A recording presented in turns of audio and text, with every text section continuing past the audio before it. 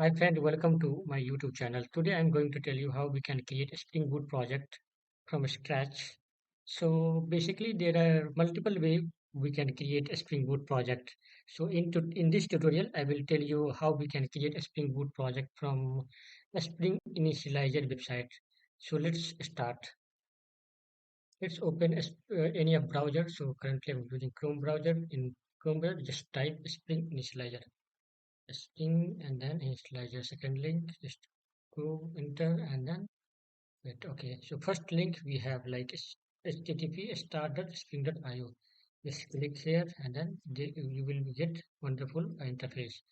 So this is the portal where we can create a Spring Boot project from scratch. So so I have multiple things to choose like project type, like project build type is Gradle or Maven. So Spring Boot, I'm using Maven, then need to choose language. I already selected Java, and then Spring Boot version. So currently selected 2.7.5. I am not using this one. I'm going to take latest one 3.0.0. So this is the latest, I think. Then I need to choose group ID like com dot and using com dot Chandra. And then artifact also I need to Chandra API something. And then I need to change package name Chandra API something. Okay.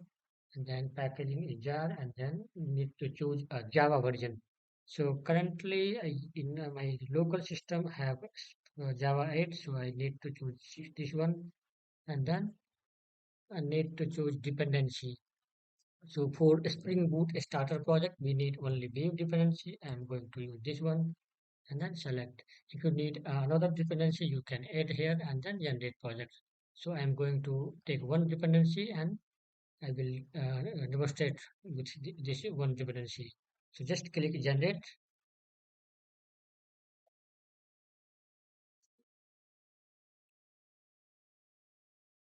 and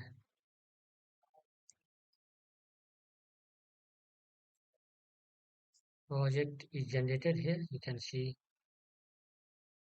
okay. So what I do need to do is I already created Chandra API. I need to delete that one and I need to, okay. So project is already here. So I need to extract project in some folder and then I need to open project in one of the best ID. So I am currently using STS and I will open or extract project into this ID and then I will run project. So just go to the file and then import existing Maven project, okay? And then go to the download folders where our project is this one, and then give the path of the our application like Chandra API. Then select the folder and then finish. So now it is importing all the Maven dependency required jar.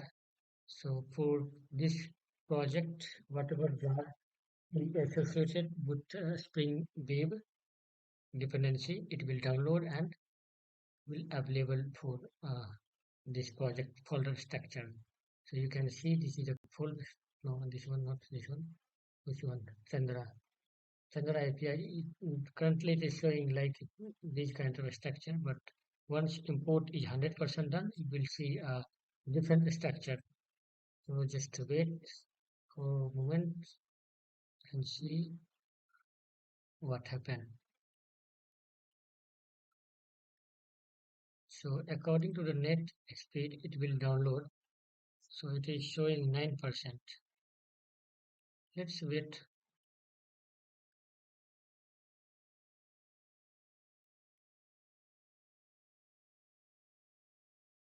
it. You can see there is no download war going on. So after download, we can see project Chandra API. The project structure and folders are this is the Spring Boot project structure and folder. So this is the way we can create Spring Boot project and import into our STS ID. So now next step is how to run it. Just right click into project and then go to run as. So inside run as we have an option like Spring Boot app. Just click here. Then our Spring Boot project will start. So you can see they report 8080. So this Spring Boot project is running in 8080 port and it is running. So this is the way we can create project and run project. So go to the browser and just type like localhost 8008. So project is running, but there is no URL mapped in this project. That's why this is showing white label error.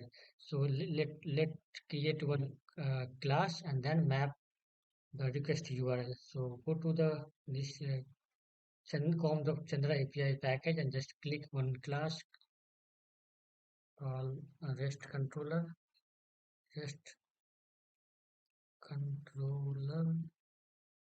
and then create one method here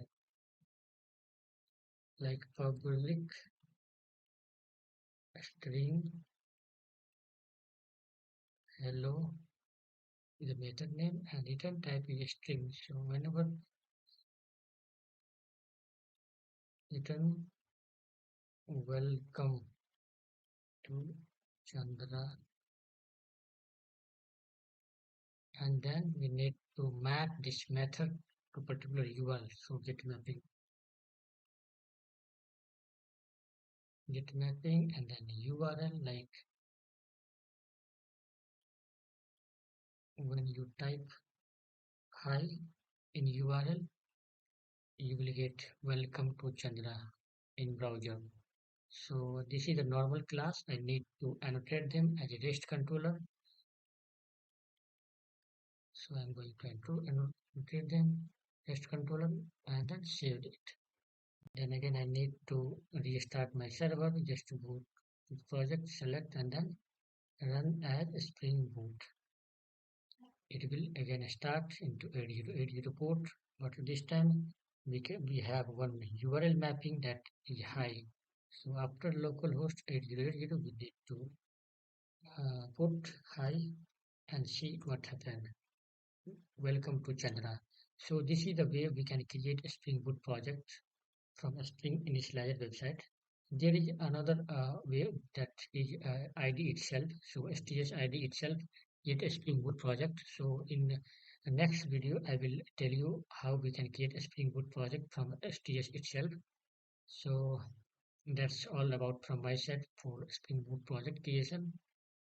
So if you have any query related to Spring Boot project creation and all, just type in comment section of this video, and I will also post Git link of this project into my uh, comment section.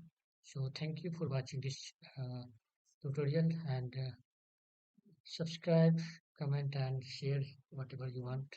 Thank you so much. Bye bye.